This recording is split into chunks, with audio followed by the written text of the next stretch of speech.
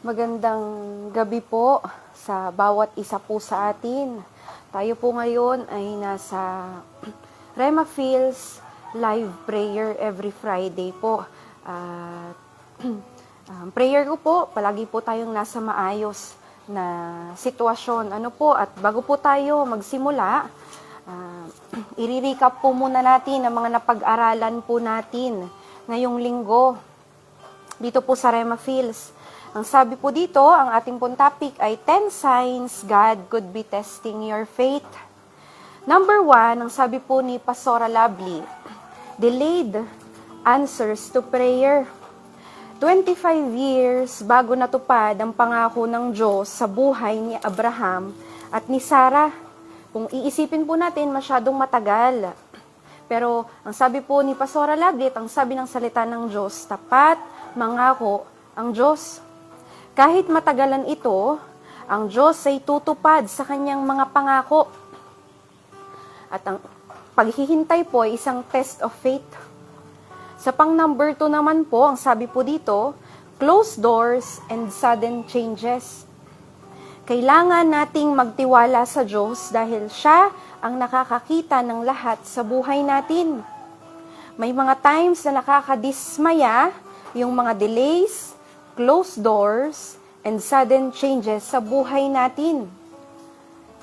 Pero kapag dumating ang time na ito, sabi po ni Pastora Lovely, mas magtiwala tayo sa Diyos na siyang nakakakita ng mga mangyayari sa atin. Sabi po dito, kung saan yung bukas na pintuan, doon ka pumunta. Amen po. Ang pang number 3 naman po ay kay Pastor Oge. 10 signs God could be testing your faith. You ask to step out of your comfort zone. Dapat kilala mo si Jesus, kung ano yung kaya niyang gawin sa buhay mo. Kailangan nating lumabas para mag-excel tayo sa ministry. Dapat kaya mong masaktan at mahirapan dahil dito tatatag ang pananampalataya mo sa Diyos.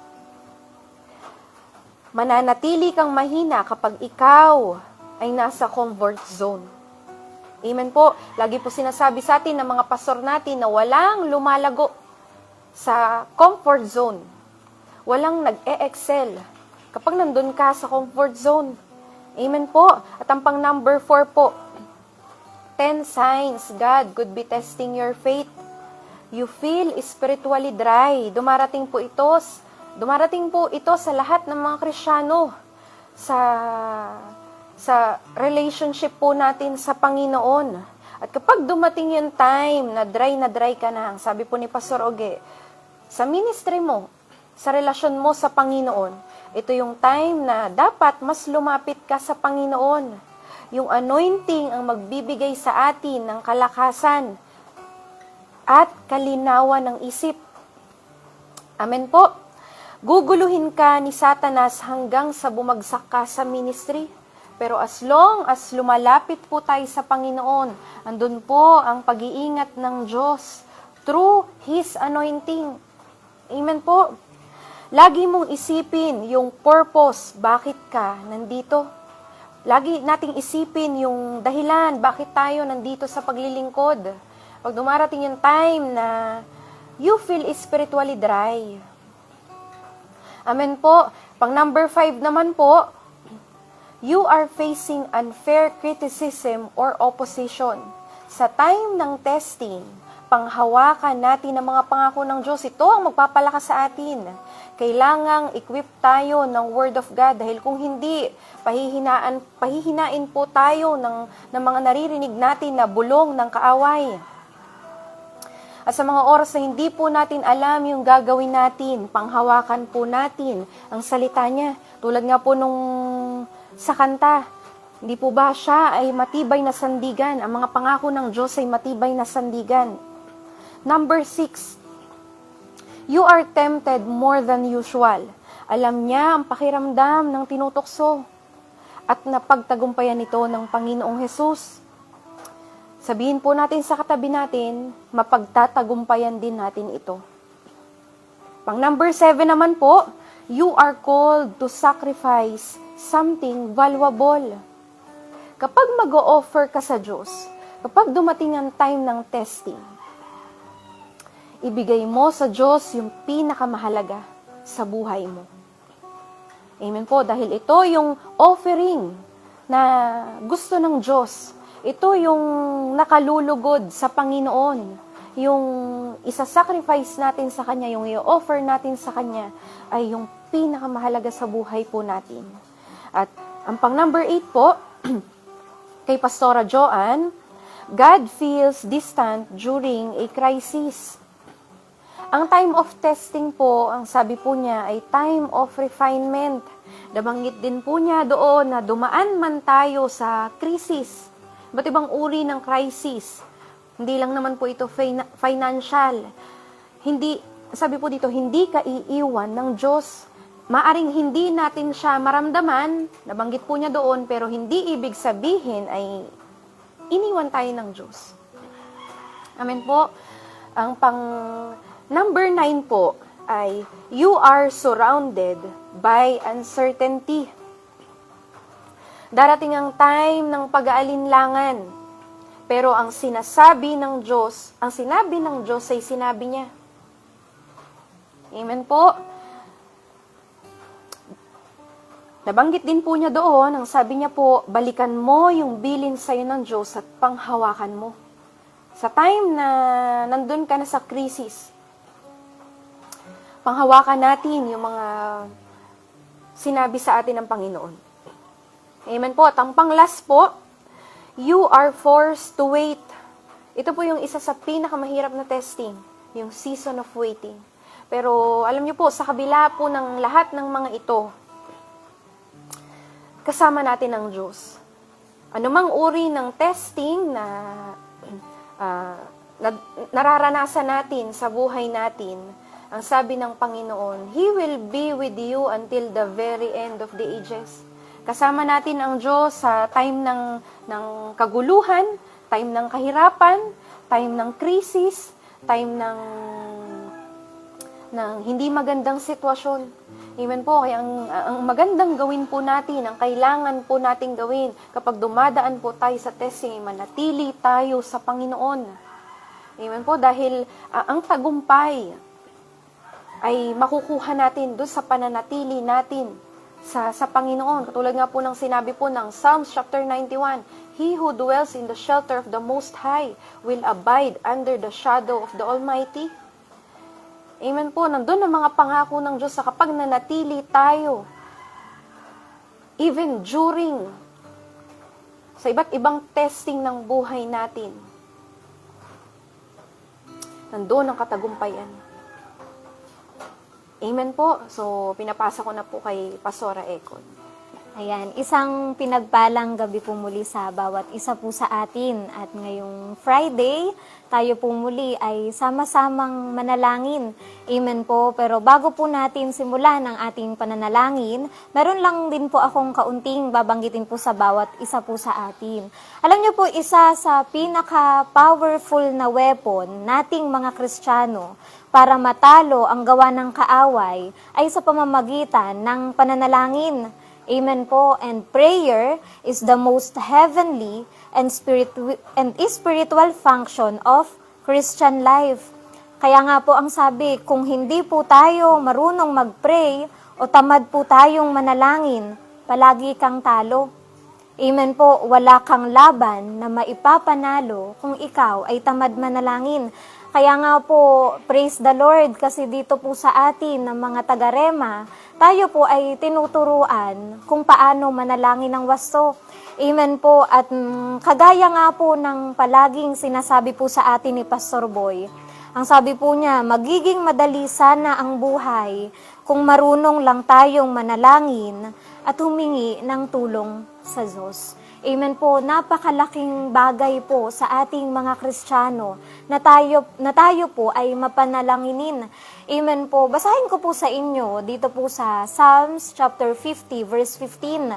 Sabi po niya dito sa English version po, and call on me in the day of trouble, I will deliver you and you shall honor and glorify me. Ang sabi po sa Tagalog, at tumawag ka sa akin sa araw ng kabagabagan, ililigtas kita at luluwalhatiin mo ako. Alam po nating lahat na ang Diyos ay nagre-respond sa prayer ng kanyang mga anak. Iyon po ay kung marunong kang tumawag sa Panginoon. Alam po nating lahat na ang Diyos po ay hindi madamot. Amen po kung ikaw ay hihingi at kung ikaw ay tatawag sa Panginoon.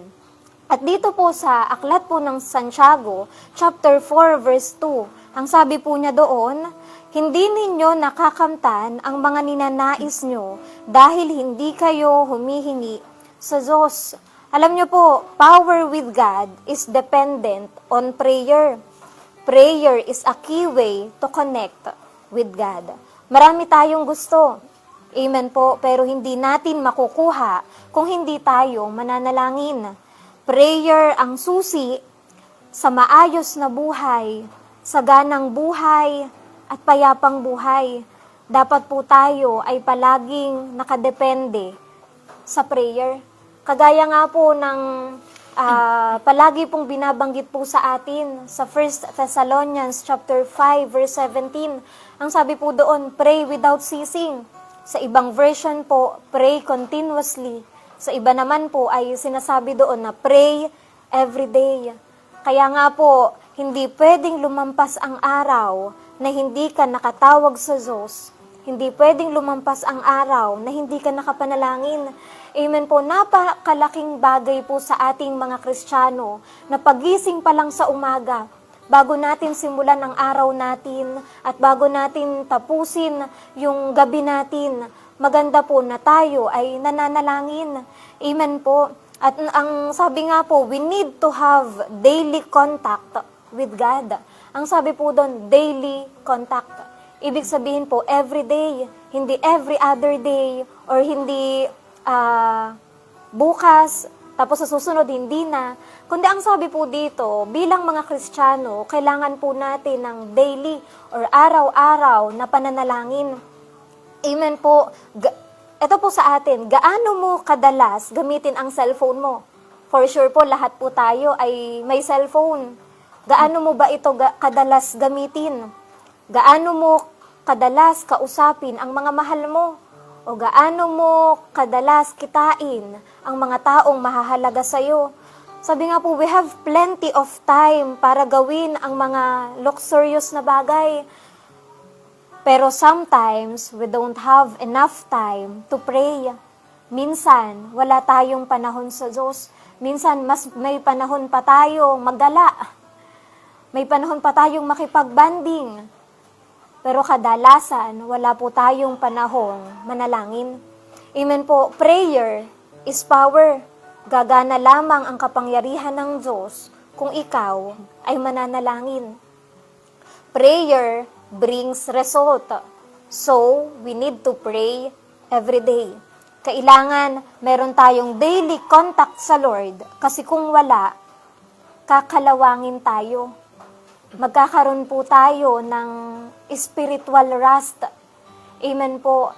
Meron po akong narinig na teaching po ni Pastor Benny Hinn na ang sabi niya doon na sa isang araw na ang tao ay hindi manalangin, the next day ay magiging mahirap na sa kanya para kausapin ang Lord. Bakit? Maaaring masanay ang spirito mo, maaaring masanay ang pisikal mo na hindi nananalangin.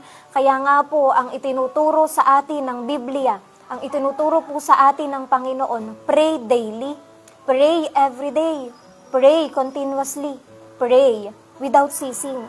We need to have daily contact sa Diyos po natin.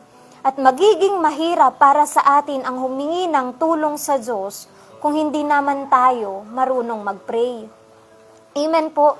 The life of Jesus is poured into you according to the amount of time you spent in prayer.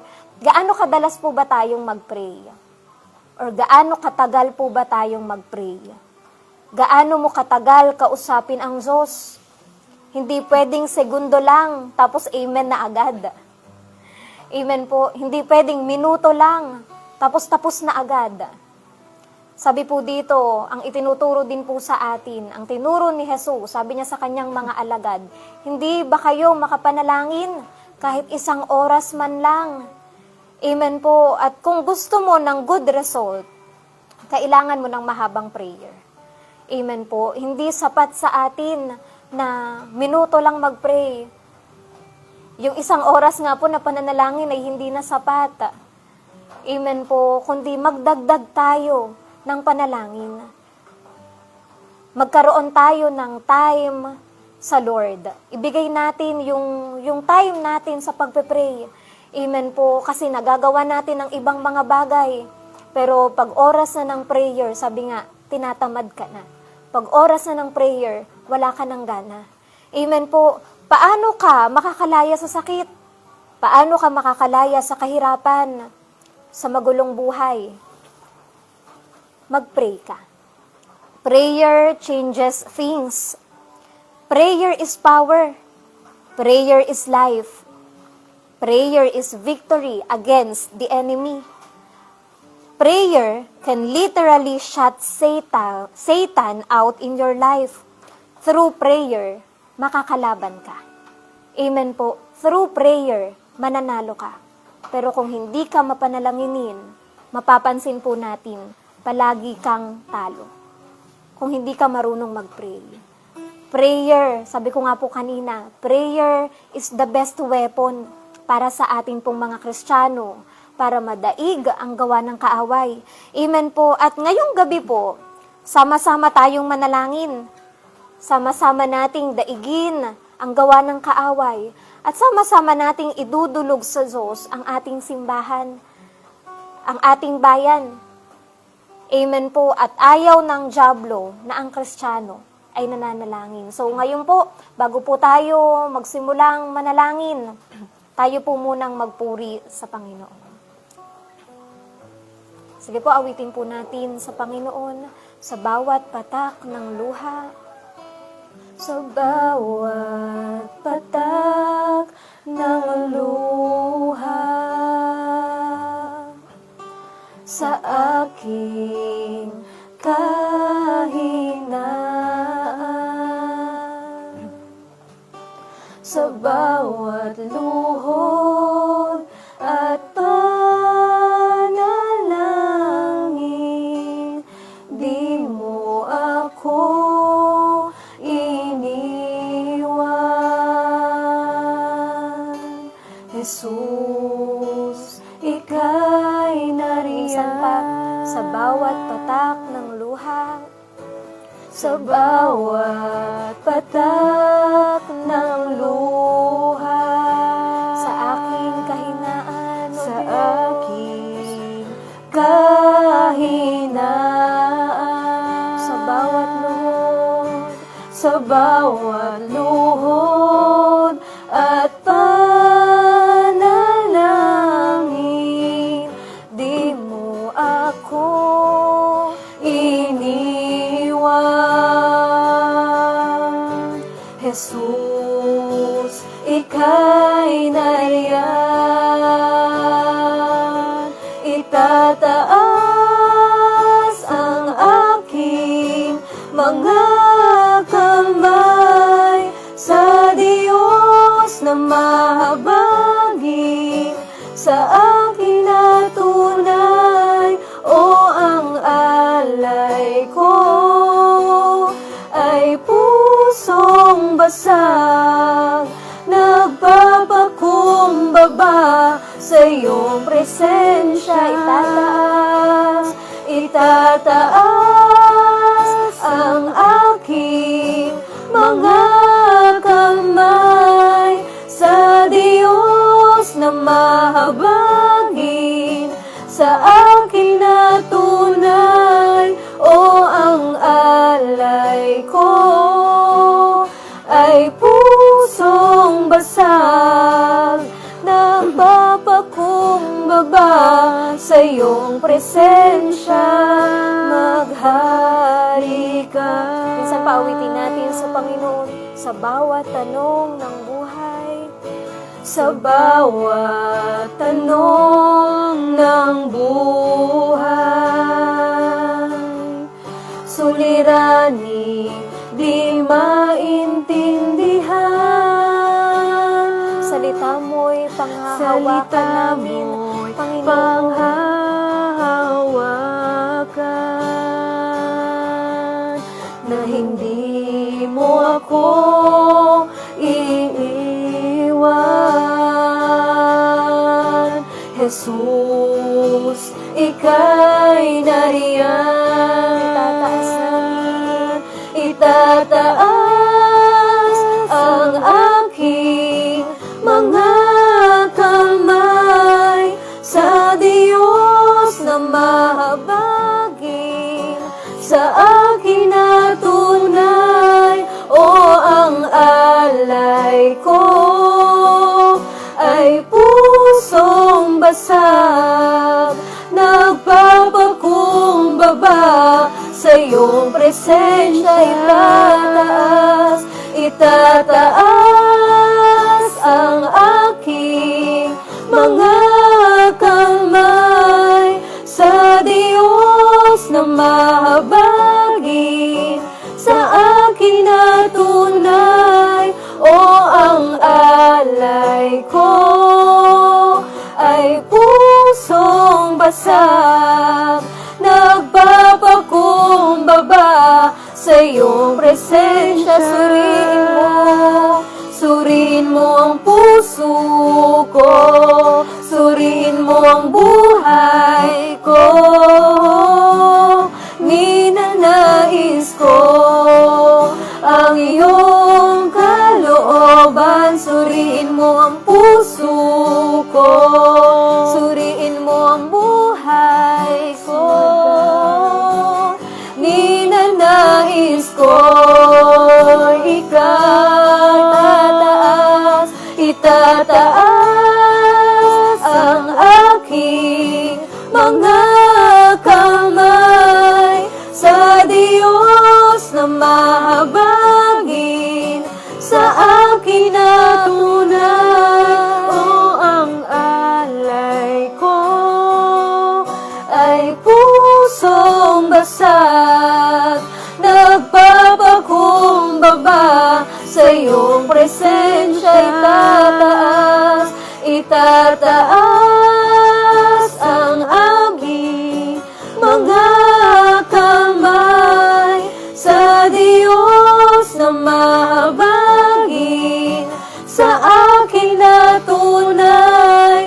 O ang alay ko ay pusong basag, nagpapakumbaba sa iyong presensya. O ang alay ko, o ang alay ko ay pusong basag, nagpapakumbaba sa iyong presensya. Ang alay ko, o ang alay ko ay pusong basag, nagpapakumbaba sa iyong presensya. Maghari ka. Sige po, magbanggit tayo ng pagpupuri sa Panginoon. Purihin ka, O Diyos, Panginoon Jesus, sa buhay ko, sa puso ko, wala kang katulad. O Diyos, salamat sa kabutihan mo, Diyos na mabuti. Purihin ka, Diyos na nagliligtas. Salamat sa iyo, Panginoon. wala kang katulad. Luwalhati. Oh, we sing praises to your name. We glorify your name, O Lord God. We worship you, Jesus. Itataas, Itataas ang aking mga kamay sa Diyos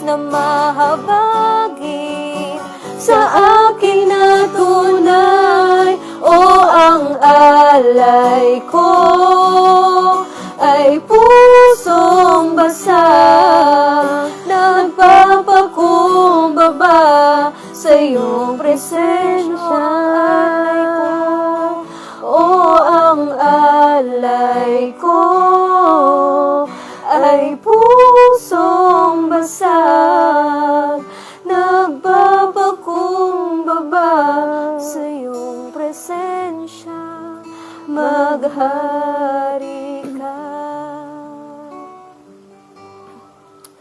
So Lord God, papasalamat kami, Panginoon, sa iyo sa mga oras na to. Lord, salamat, Panginoon, sa pribilehiyo na makalapit sa presensya mo, Panginoon.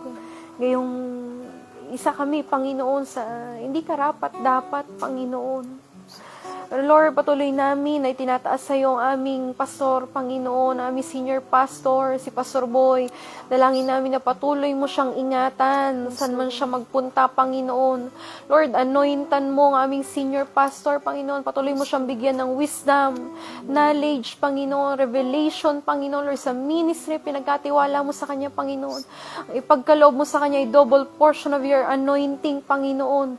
Dalangin namin, Panginoon, na lagi mo siyang itago sa iyong likuran, Panginoon, Lord. Samahan mo siya.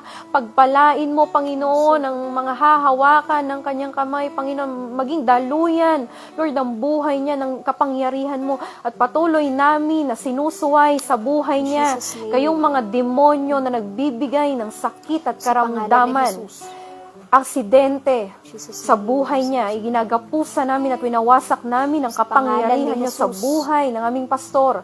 Winawasak namin ang mga plano niyo sa pangalan ni Jesus, in Jesus' name. Anumang demonyo na nagkukos ng disgrasya, iginagapusa namin at winawasak namin ang lahat ng plano niyo sa pangalan ni Jesus, in Jesus' name. Jesus' name, Lord, ang banal mong dugo, ang pinapakawalan namin sa buhay ng aming pastor, Panginoon. Lord, dalangin namin na lahat ng gawin niya, Panginoon, mag-prosper. O Diyos, gamitin mo pa siya, Panginoon, palawakin mo, ministry na pinagkatiwala mo sa kanya, Panginoon. Salamat, O Lord, pagpalain mo, Lord, yung source of income niya, Panginoon. Pagpalain mo, Panginoon, ang bawat isa sa pamilya niya, Panginoon. Ang ingatan mo, ang mga kamag-anak niya, Panginoon, ang mga mahal niya sa buhay. Lord, sinabi mo sa iyong salita, Panginoon, na kaya mong ingatan yung mga pinagkatiwala namin sa iyo hanggang sa huling araw, Panginoon. Ano man ang pinagkatiwala sa iyo na aming pastor, Panginoon, patuloy mong pagpalain at ingatan, Panginoon. Extend mo, Lord, ang salvation, Panginoon, sa buong sambayanan ng aming pastor. Salamat, O Diyos, at dalangin namin ang leadership, Lord, sa aming simbahan, dito sa Rema Evangelistic Church International Incorporation, Panginoon. Magmula sa mga district pastor, Lord, sa aming senior pastor, sa bawat aming mga district pastors, Lord, sa mga pastor, Panginoon, sa mga workers, O Diyos, Lord, sa mga leaders, sa mga elders, Panginoon, Lord, dalangin namin, Panginoon, na pagbuklurin mo kami ng pag-ibig na nagmumula sa iyo, Panginoon. At dalangin namin, Lord, na ang kapayapaan nagmumula sa iyo maghari sa mga puso namin, Panginoon. Dalangin namin, Lord, na anointan mo mga pastor namin, Panginoon. Bigyan mo patatagin at palakasin mo ang bawat isa sa mga lingkod mo na yan, Panginoon. Lord, sa pamagitan ng Espiritu mong nananahan sa kanila. Ikaw, Panginoon, ang magbigay ng increase of ability, Panginoon, ang sagayon magawa ng bawat isa sa amin, Lord, ng mga pastor namin. Ang pinapagawa mo, Panginoon, sa bawat isa sa amin, Panginoon. Dalangin namin na, Lord, palakasin at patatagin mo, Panginoon, ang mga pastor, Panginoon, mga workers, Panginoon, at patuloy namin na ginagapusan kayong mga demonyo na patuloy na nagpapauwi, nagpapaalis sa kalooban ng Diyos, sa mga pastor at sa mga workers, ay ginagapusan namin sa pangalan ni Jesus kayong mga demonyo nagbibigay ng negatibong bulong. Ay ginagapusan namin at winawasak namin ang kapangyarihan niyo sa buhay ng mga lingkod ng Diyos sa pangalan ni Jesus kayong mga demonyo na deceiving spirit ay ginagapusa namin at pinawasak namin ang kapangyarihan nyo sa pangalan ni Jesus, in Jesus' name. Lord, i-restore mo yung joy of salvation sa bawat isa sa amin, Panginoon. Dalangin namin, Panginoon, na mapuno kami, Panginoon, ng kagalakan sa paglilingkod sa iyo. O Diyos, Lord, sa bawat gagawin namin, Panginoon Lord, mapuno kami, Panginoon, ng kasiyahan, Lord, na ikaw ay mabigyang kaluguran, Panginoon. Ngayon din, O Diyos, na taasin namin sa iyo, Panginoon, ang mga miyembro sa kabuuan ng Rema Churches, Lord, kilala mo sila. Lalo na mga tinawag mo, Panginoon, Lord, tulungan mo sila, Panginoon, na marinig nila, Lord, yung calling mo sa buhay nila. Sila mismo, Panginoon, ang makadiscover nito. Dalangin namin, Panginoon, na buksan mo ang espiritual na paningin at pandinig ng mga miyembro sa kabuuan ng churches. Sa gayon, makita nila, Panginoon, Lord, yung liwanag. Ikaw, Lord, makilala ka nila. Malaman nila yung katotohanan, Panginoon. Hindi sila mamuhay sa mali, O Diyos. Dalangin namin, Panginoon, na bigyan mo sila, mga miyembro sa kabuuan ng Rema Churches, Panginoon. Lord, ng matinding desire, Panginoon, sa mga espiritual na bagay, Panginoon. Magkaroon sila ng matinding kagutuman sa mga salita mo, kauhawan, sa presensya mo, Panginoon. Lord, dayaan mo na makaramdam sila, Panginoon, Lord, ng emptiness, Lord, ng hindi enough, Panginoon, every time na nandun yung pagsasantabi nila sa iyo, Panginoon. Salamat, Panginoon, sa mga faithful, Panginoon, na mga miyembro. Salamat sa mga miyembro na faithful sa iyo, Panginoon, maglilingkod sa iyo, Panginoon, hanggang kamatayan at mamahaling ka, Panginoon, hanggang kamatayan. Gayun din, patuloy namin na tinataas sa iyo mga pangailangan ng simbahan.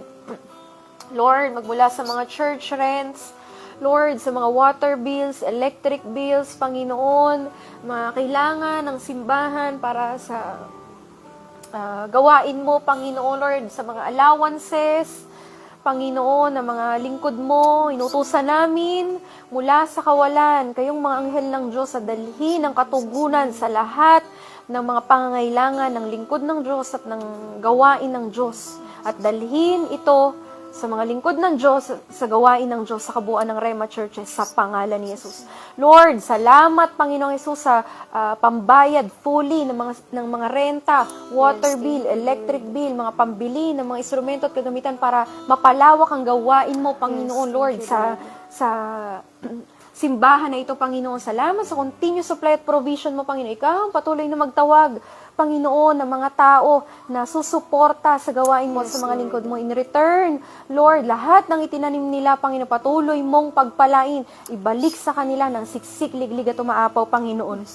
Gayun din, patuloy na tinataas namin sa iyo ang nalalapit na July Camp, Lord, mangyayari ang kalooban mo. Ngayon pa lang, dinedeklara namin ang katagumpayan ng July Camp, Lord. Dalhin mo mga panyapak na mga lingkod mo, Panginoon, Lord, sa kalooban mo na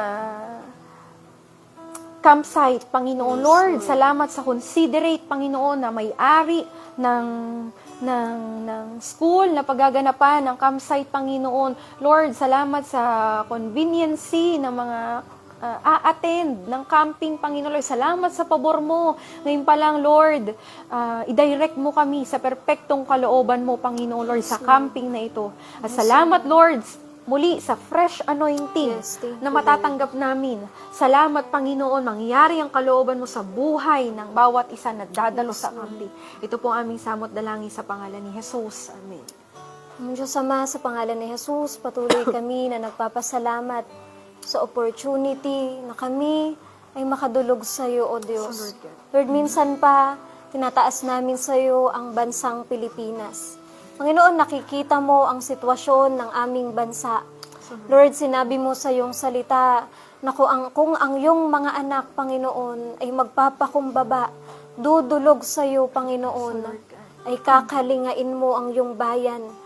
Pagagalingin mo ang bansang ito, Panginoon. Lord, patuloy na kami na iyong mga anak ay humihingi ng kapatawaran sa mga kasalanan namin.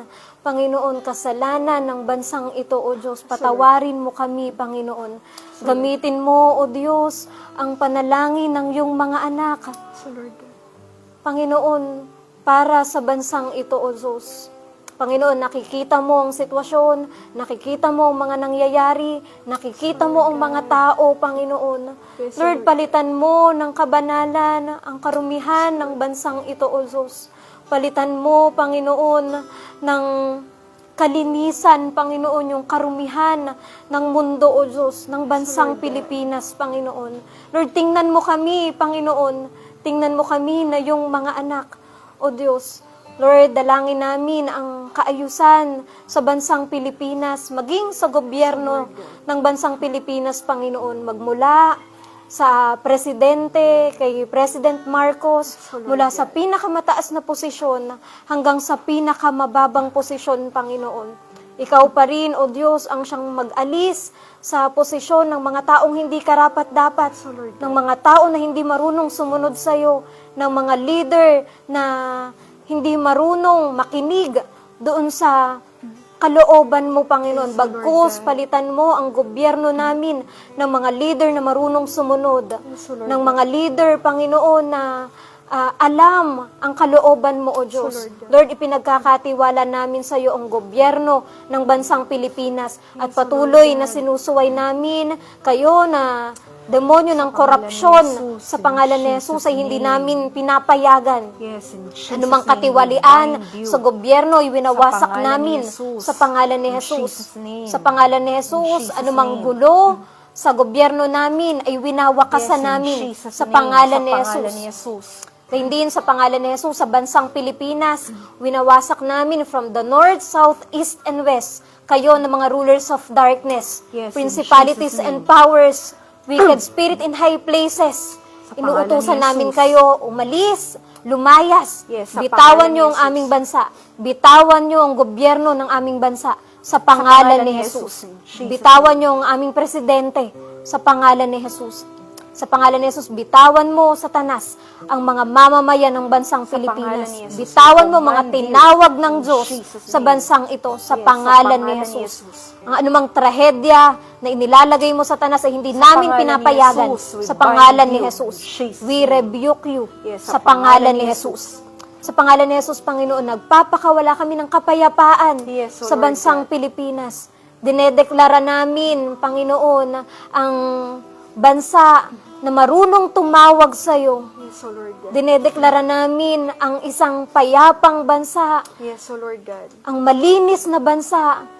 At ang bansa, Panginoon, na may banal na pagkatakot sa iyo, O Diyos. Lord, alam namin na ang mga Pilipino ay minamahal mo, O Diyos. Ang mga tao ay minamahal mo, Panginoon. Kung paano mo mahalin kami na yung mga lingkod. Alam namin na ang kabuuan ng bansang ito ay minamahal mo rin, Panginoon. Salamat dahil nakikita mo kami, O Diyos. Gayun din naman, Panginoon, patuloy na nagpapakawala kami ng kasaganahan sa bansang Pilipinas, Panginoon. Gayun din, O Diyos, patuloy na tinataas din namin sa iyong bansang Israel.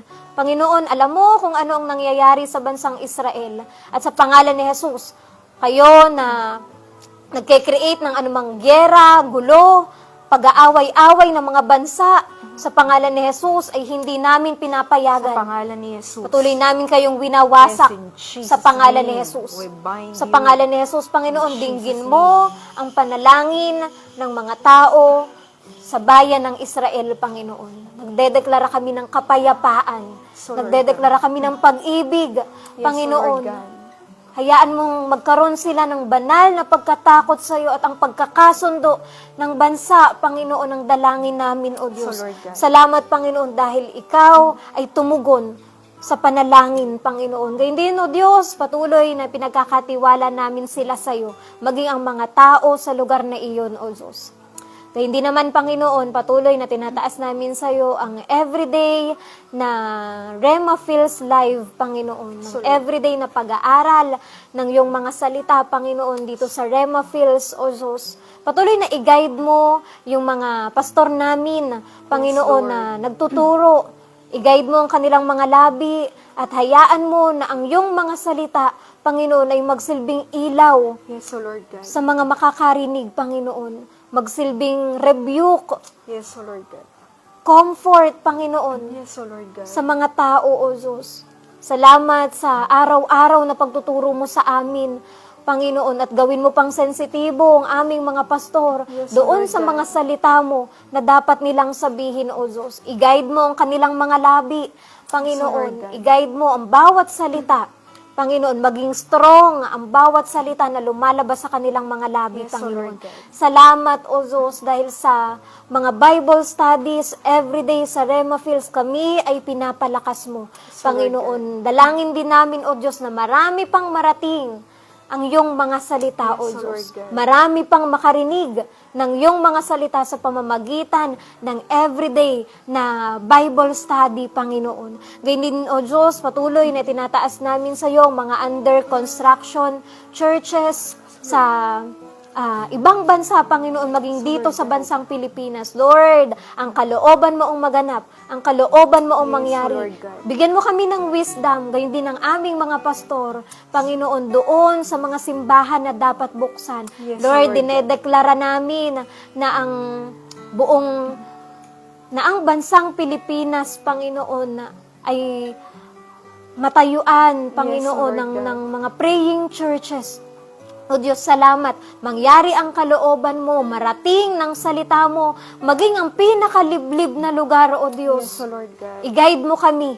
Panginoon, samahan kami ng iyong mga libo-libong mga anghel. Yes, Lord God. Gayon din naman, Panginoon, dalangin namin ang provision mo sa church planting, O Diyos. Yes, Lord, Lord. naniniwala kami na ikaw ay meron ng inilaan. Panginoon, dahil sinabi mo sa bundok ni Yahweh ay may nakalaan. Yes, O Lord God. At Lord, ito ay gawain mo. Ikaw ang siyang nagpo-provide ng lahat ng ito at Yes, pinagkakatiwala Lord God. namin Salamat, ito sa iyo Panginoon. at pinagpapasalamat na namin ito ngayon Yes, pa lang. Lord God. Salamat sa maganda mong gagawin. Dinedeklara namin, Panginoon, na ang buong bansang Pilipinas, Panginoon, ay maglilingkod sa iyo, Panginoon. Yes, O Lord God. Masakop ng salita mo ang bansang ito, O Diyos. Yes, O Lord God. Salamat, Panginoon. Walang tenga ang hindi makakarinig ng salita mo. Walang Yes, Lord mata God. ang hindi makakakita ng himala mo. At walang Lord mga God. bibig ang hindi makapagsasabi ng salita mo, O Diyos. Yes, Lord. Salamat, Panginoon, sa marami pang churches, praying churches, O Diyos, Yes, Lord na God. maitatayo ng Rema Evangelistic Church, Panginoon. Ikaw ang siyang mag-guide sa amin, Panginoon. Salamat, O Diyos. Gayun din, Panginoon, ang prayer request ng bawat isa sa amin, dinudulog Lord namin sa iyo, O Diyos. Ito man ay binabanggit ng aming mga labi, sinasabi ng aming mga puso, Lord, salamat dahil ito ay tinugon mo na. Yes, in Jesus' name. Lord, alam mo ang nilalaman ng aming mga puso. Hindi man namin ito sabihin. Ito ay alam mo na, Panginoon. Hindi man namin ito iparinig sa iba. Panginoon, ang request namin, ang prayer request namin, ito ay naririnig mo, O Diyos. Yes, O Lord Salamat God. sa katugunan. Panginoon, Lord, pinagpapasalamat na namin ito ngayon pa lang, Yes, Panginoon. in Jesus' Sa mga panalangin namin, Panginoon, alam namin na ito'y sinagot mo na, O Yes, Diyos. O Lord God. Salamat sa presensya mo, salamat sa salita mo, salamat sa iyo, Panginoon. Yes, O Lord God. Salamat, O Diyos, sa pangalan ni Jesus. Amen. Sige po, mag-worship po tayo muli sa Panginoon. Sa'yo binabalik ang lahat ng papuri, ang pagdakila at pagluluwalhati, pagkat ikaw ang karapat dapat nasambahin. Jesus ang ngalan mo, Jesus ang ngalan mo, Jesus ang ngalan mo, itataas. Sa'yo binabalik, sa'yo binabalik ang lahat ng papuri, ang pagdakila at pagluluwalhati, pagkat ikaw ang karapat dapat nasambahin. Jesus ang ngalan mo, Jesus ang ngalan mo, Jesus ang ngalan mo, itataas. Jesus ang ngalan mo, Jesus ang ngalan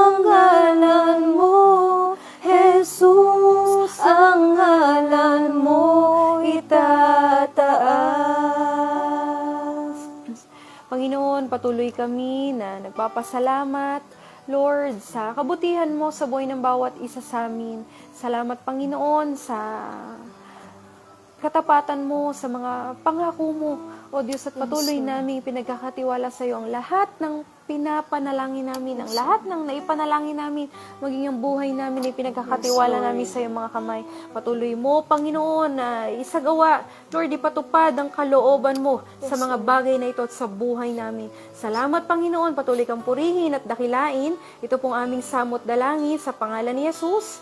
Amen. Amen. And God bless po sa bawat isa po sa atin. Good evening po.